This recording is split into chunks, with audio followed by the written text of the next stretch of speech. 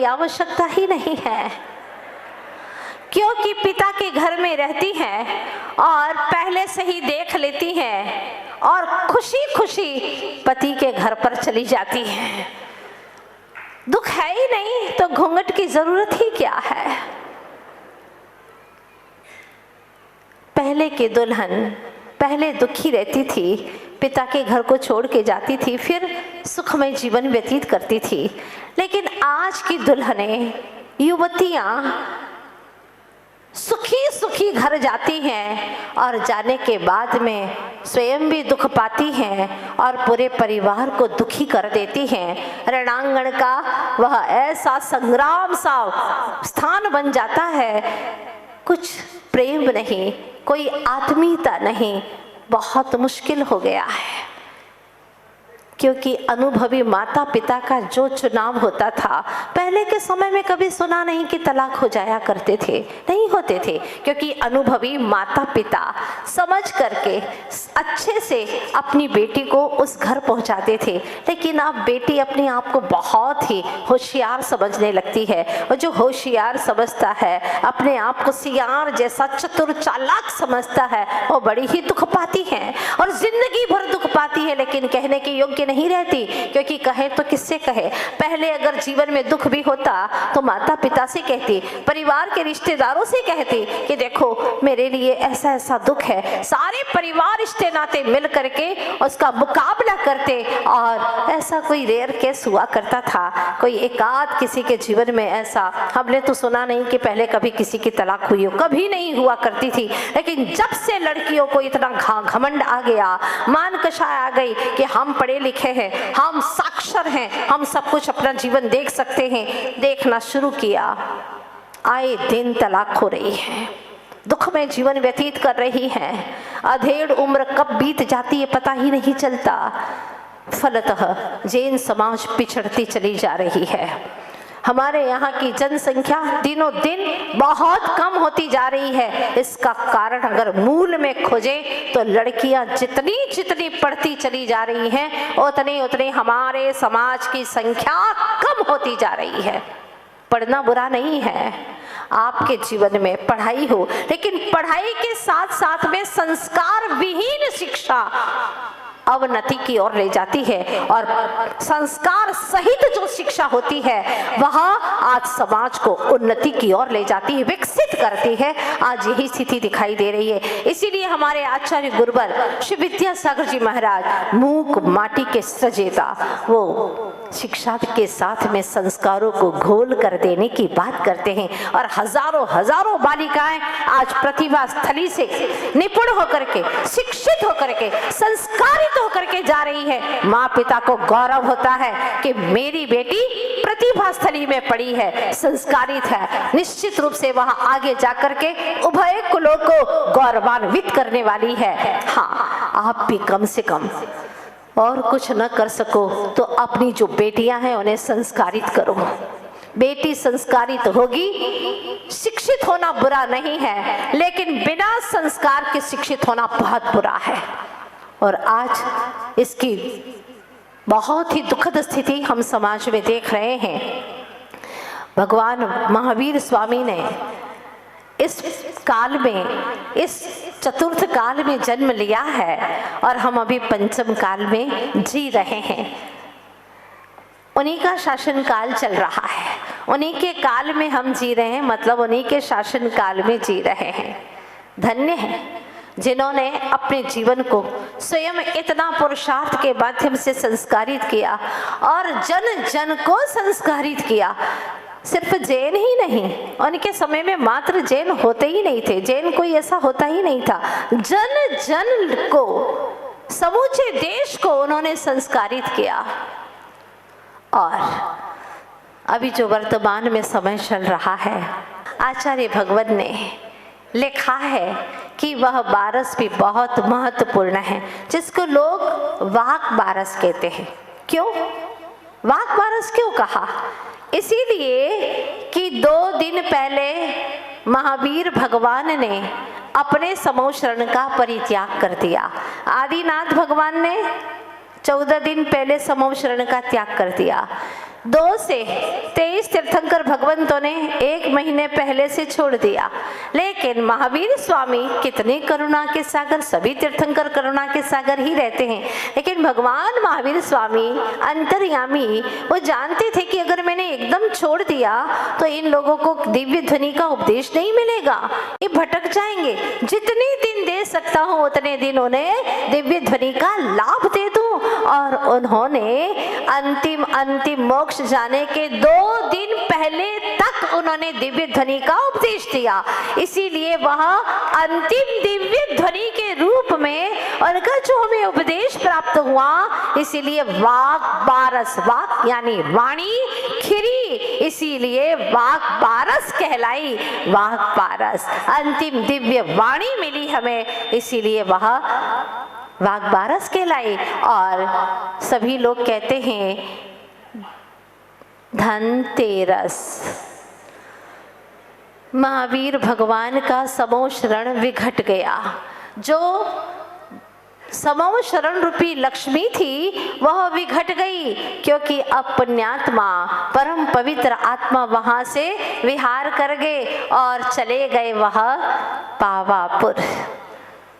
उसका भी नाम पावापुर क्यों पड़ा, क्या है इसका रहस्य, वो कल हम सुनने वाले हैं। तो भगवान महावीर स्वामी ने विहार कर लिया, सारा धन यों का यों ही छोड़ दिया। अद्भुत धन जो 3 लोक में कहीं इतने बेशकीमती हीरे पन्ने माणिक मोती न हो, वो सारे के सारे कुबेर ने समो शरण में लगाए। ऐसे दिव्य वैभव को जब लोगों ने देखा, ओहो धन्य है ये, तो धन्य है, इतना सारा धन छोड़ करके चल दिए, क्यों? आत्म ध्यान करने के लिए। तो किसी ने, ऋषि मनीषियों ने उनको ध्यान तेरस कह दिया। ध्यान में रमने के लिए जो ये रस नहीं, तेरस, तेरस वे रस, आत्मा का रस, आत्मा की अनुभूति का रस चखने के लिए चल पड़े। धन्य है तेरस बेरस लागे, ऐसा पढ़ते हैं ना आप लोग पाठ में। ये सारे रस तो बेरस है, कोई इसमें स्वाद नहीं है, इसीलिए सब ये रस छोड़ करके वे तो आत्मानुभूति का रसास्वादन करने के लिए, आत्म ध्यान में लीन होने के लिए बाह्य वैभव को छोड़ दिया। उन्हें ज्ञात था कि समो शरण में बैठा रहूंगा तो भक्तों का सैलाब उमड़ता रहेगा, इसलिए इसे छोड़ना होगा। तो स्थूल रूप से योग निरोध कर दिया, यानी समो शरण का परित्याग कर दिया। और अंतिम 14 का दिन, किसी ने कहा काली 14 है, क्यों? क्योंकि अब हमें तीर्थंकर नहीं मिलेंगे। अभी भी तीर्थंकर का दर्शन तो हो रहा है, लेकिन कहाँ हो रहा है? पावापुर में। लेकिन ये काली 14 ऐसी आ गई कि हमें तो अब दर्शन होगा ही नहीं, क्योंकि कल सवेरे भगवान मोक्ष चले जाएंगे। जब भगवान कल मोक्ष चले गए तो लोगों ने एक 14 को कहा काली 14। ऐसी काली 14 आ गई कि हमारे भगवान को ले गई, अब उनका दर्शन हमें मिलने वाला नहीं है। तो किन्हीं ज्ञानियों ने रूप 14 कहना शुरू कर दिया। रूप 14 क्यों? क्योंकि अब ये जो रूप दिखता था, जो रूप है पुद्गल है, रूप रस गंध वर्ण वंतहा पुद्गलाहा, ये जो पुद्गल है रूप रस गंध और वर्णवान है, वो सिर्फ 14 तक ही दिखेगा, अब आगे दिखने वाला नहीं है, क्योंकि वह मोक्ष चले जाएंगे और शरीर कपूर की भांति उड़ जाएगा। इसीलिए रूप का दर्शन करना है तो 14 तक कर लो, फिर अमावस्या के समय पर आपको कुछ भी नहीं दिखेगा। रूप देखना है तो 14 को देख लो, इसलिए लोगों ने उसको रूप 14 कहना शुरू कर दिया। अगर जिन रूप देखना है तो देख लो 14 तक, निज रूप देखना है तो जिन रूप में दर्शन कर लो अपने निज रूप का, फिर आपको ये दिखाई नहीं देगा। स्वरूप को देखना है तो जिन रूप को देख लो। बस ऐसी भक्ति करो जैसे कि मीरा ने की थी।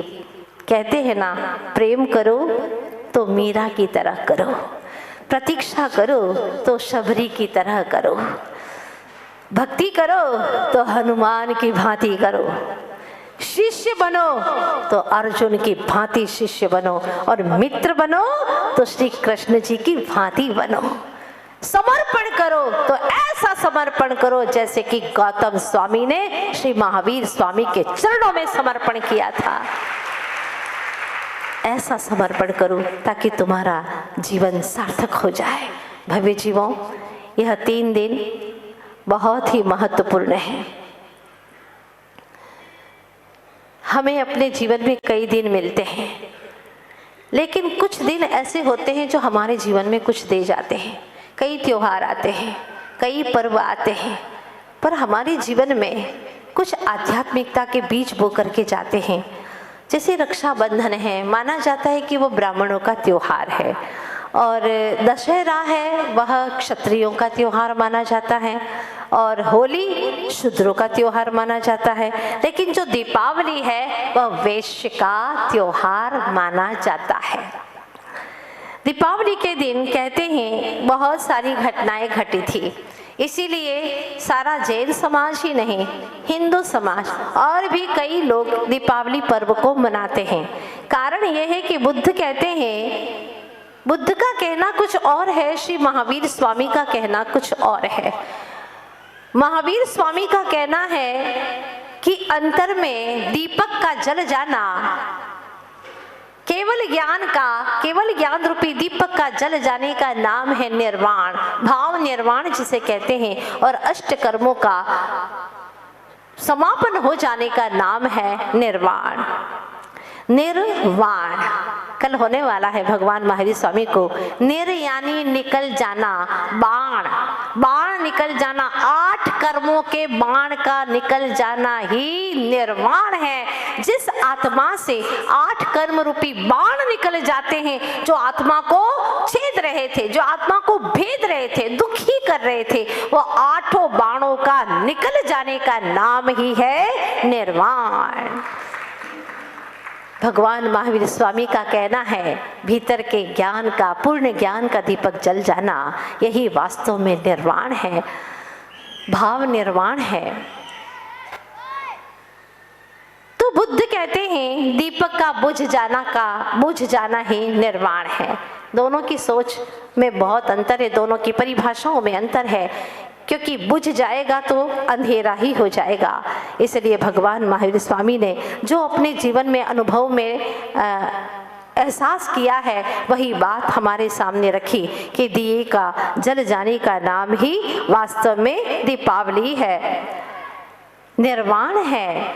आर्य समाज वाले भी मानते हैं कि आर्य समाज के जो संस्थापक है दयानंद सरस्वती, उनके नौकर ने उन्हें छल पूर्वक विष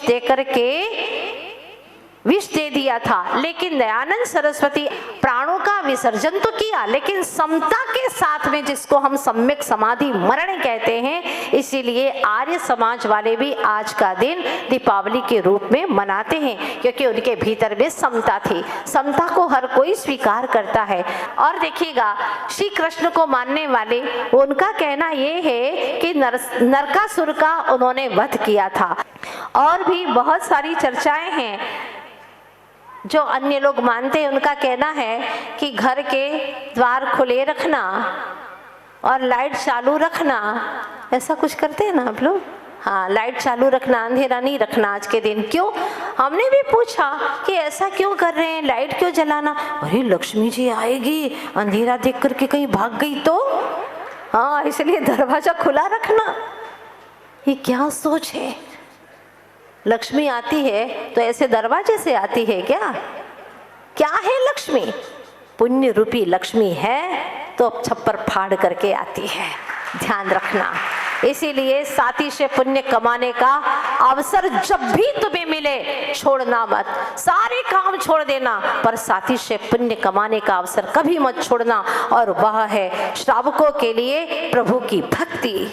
दान आदि के कार्य से सातिशय पुण्य बढ़ता है, जो कभी भी मिटता नहीं है। वो सातिशय पुण्य पुण्य फला अरहंता, अरहंत पद को दिला देता है। ऐसे आप सभी लोगों को अपने जीवन में सातिशय पुण्य कमाना है। हमारे अंतिम शास्त्रा प्रभु महावीर स्वामी, महावीर क्या नाम है उनका, 5 नाम के धारी। कल विस्तृत चर्चा करेंगे हम उनके बारे में। आज समय काफ़ी हो चुका है, इसलिए इतना ही कहना चाहती हूँ, जिस नाम के अंदर 4 देवता बसे हो, महादेव, हनुमान, विष्णु और राम।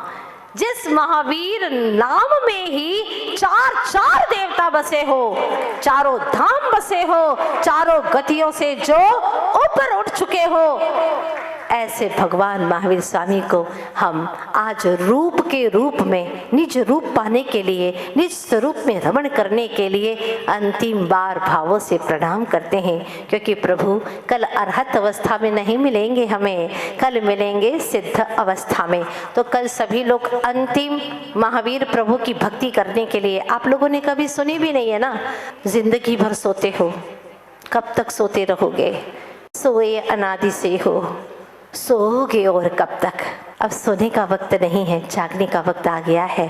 इसलिए मेरी गुजारिश है आप सभी से कि भगवान महावीर स्वामी, जिनके लिए हमारी आत्मा हमेशा कहती है कि आज श्वास लेने के लिए जैसे हवा की ज़रूरत है, प्यास बुझाने के लिए जैसे जल की ज़रूरत है, गर्मी मिले इसलिए सूरज की ज़रूरत है, लेकिन आज सारे विश्व को शांति के लिए भगवान महावीर की ज़रूरत है, महावीर भगवान की ज़रूरत है। हे महामुनीश्वर, लेकिन अंतिम उपवास में हम भी आपके इस कार्यक्रम में शामिल हो गए हैं। अंत भला तो सब भला, इसी भावना के साथ कि अति शीघ्र काय बलि बने और ऐसा बल हमें भी प्राप्त हो कि हम चातुर्मास का उपवास कर सकें, अपने निज आत्म तत्व में मात्र रमण कर सकें और ऐसे कर्मों की जंजीरों को तड़ातड़ तोड़ करके, 8 कर्मों की जंजीरों को तोड़ करके भगवत स्वरूप को प्रकट कर सके और अनंत काल तक उसी आनंद में जी सके।